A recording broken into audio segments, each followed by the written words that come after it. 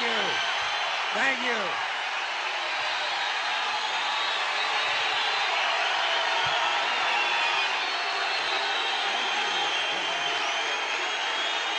Thank you. Thank you very much. Thank you. Thank you all. Thank you all. Thank you. And hello, New York. Hello, New York, and thank you. Yeah. Okay. It's been a little while. It's been a little while since I've been here, and a couple of things have happened in that time. I'd like to talk a little bit about the war in the Persian Gulf.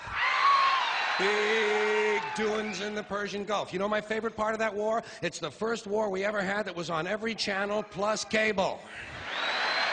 And the war got good ratings, too, didn't it? Got good ratings. Well, we like war. We like war. We're a warlike people.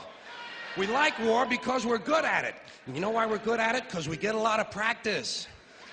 This country's only 200 years old, and already we've had 10 major wars. We average a major war every 20 years in this country, so we're good at it. And it's a good thing we are. We're not very good at anything else anymore. Huh? Can't build a decent car, can't make a TV set or a VCR worth the fuck. Got no steel industry left, can't educate our young people, can't get health care to our old people, but we can bomb the shit out of your country, all right? Huh? We can bomb the shit out of your country, all right? Especially if your country is full of brown people. Oh, we like that, don't we? That's our hobby. That's our new job in the world, bombing brown people. Iraq, Panama, Grenada, Libya, you got some brown people in your country, tell them to watch the fuck out, or we'll goddamn bomb them.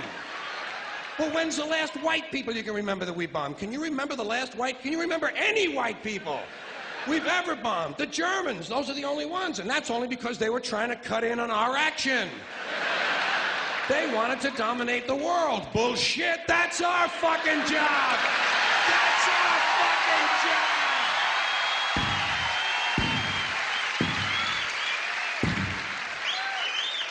Now we only bomb brown people. Not because they're trying to cut in on our action, just because they're brown. Now, you probably noticed I don't feel about that war the way we were told we were supposed to feel about that war, the way we were ordered and instructed by the United States government to feel about that war. You see, I tell you, my mind doesn't work that way. I got this real moron thing I do. It's called thinking. And I'm not a very good American because I like to form my own opinions. I don't just roll over when I'm told to. Sad to say, most Americans just roll over on command. Not me. I have certain rules I live by. My first rule, I don't believe anything the government tells me. Nothing. Zero. Nope.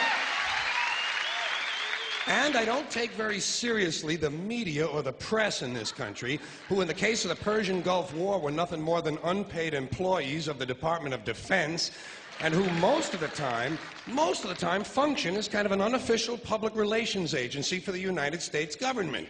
So I don't listen to them, I don't really believe in my country, and I gotta tell you folks, I don't get all choked up about yellow ribbons and American flags. I consider them to be symbols, and I leave symbols to the symbol-minded. Me, I look at war a little bit differently. To me, war is a lot of prick-waving, okay? Simple thing, that's all it is. War is a whole lot of men standing out in the field waving their pricks at one another. Men are insecure about the size of their dicks, and so they have to kill one another over the idea. That's what all that asshole jock bullshit is all about. That's what all that adolescent macho male posturing and strutting in bars and locker rooms is all about. It's called dick fear. Men are terrified that their pricks are inadequate, and so they have to compete with one another to feel better about themselves. And since war is the ultimate competition, basically men are killing each other in order to improve their self-esteem. You don't have to be a historian or a political scientist to see the bigger dick foreign policy theory at work. It sounds like this. What? They have bigger dicks? Bomb them! And of course, the bombs and the rockets and the bullets are all shaped like dicks. It's a subconscious need to project the penis into other people's affairs. It's called fucking with people.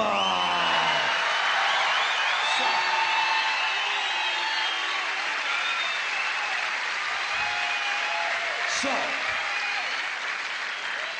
as far as I'm concerned, that whole thing in the Persian Gulf was nothing more than a big prick-waving dick fight.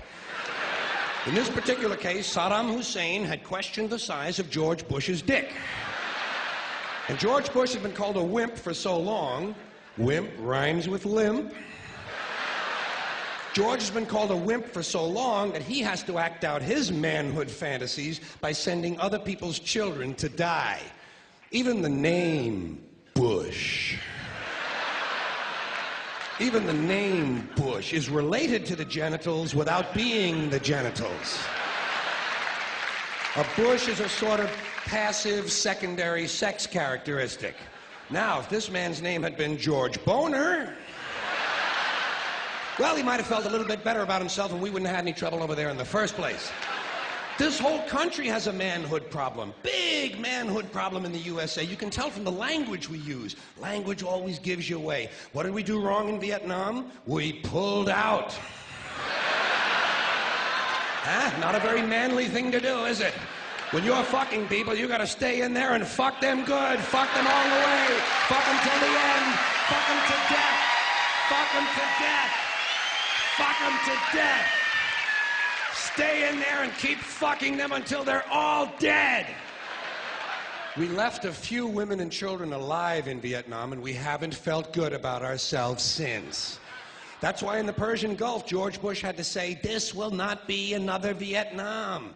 He actually used these words. He said, "This time we're going all the way." Imagine an American president using the sexual slang of a 13-year-old to describe his foreign policy. If you want to know what happened in the Persian Gulf, just remember the names of the two men who were running that war. Dick Cheney and Colin Powell. Somebody got fucked in the ass.